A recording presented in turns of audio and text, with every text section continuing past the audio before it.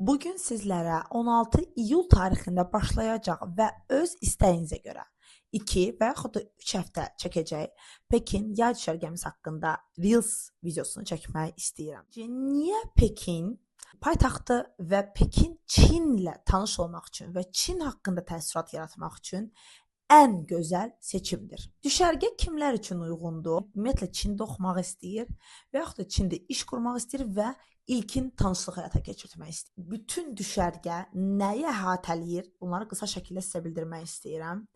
Hər gün bir Çin dili dərsi isə keçiriləcək. Bu Çin dili də ola bilər, Çin mədəniyyəti də ola bilər, bu taici də ola bilər, kalliqrafiyası ola bilər, taicisi ola bilər. Çin yeməyini birlikdə hazırlaya bilərsiniz və ümumiyyətlə Çin mədəniyyətindən zövq. Sizi Pekinin bütün gözəl yerlərinə aparacaqlar. Birinci dünyanın 7 möcüzəsindən biri olan Çin səddinə aparacaqlar. Badalingdən girəcəksiniz. Yəni İkinci dağın olmuş şəhər, əvvəllər Çinlərin imperatorları, batırları burada qalırdılar. Buna Gugong deyirlər. Bu yəni o qədər böyükdür ki, zaten adı qadağan olunmuş şəhərdir. Yəni bir şəhər böyüklüyündədir, səhərdən axşam qədər gəzə biləcəyiniz bir yerdir. Pekin Milli Parkına aparırlar, Pekin Milli Muzeyinə aparırlar. Hansı ki muzey 4 mərtəbədir. Yəni bir otaq var.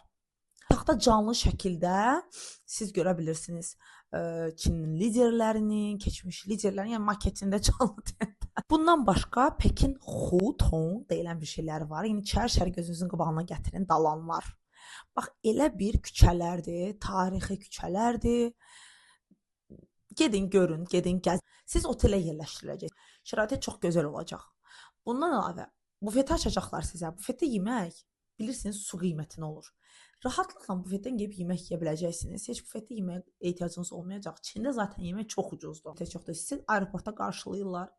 Universitetə aparırlar. Hər gün dərs keçirirlər, gəzdirirlər. Bundan başqa sizdə bir könüllü ordusu verirlər ki, bütün istədiyiniz məlumatları onlardan alasınız. Bir də ən vacibi, heç bir dil tələbi qoymur. Ümid edirəm bu video sizin üçün maraqlı oldu.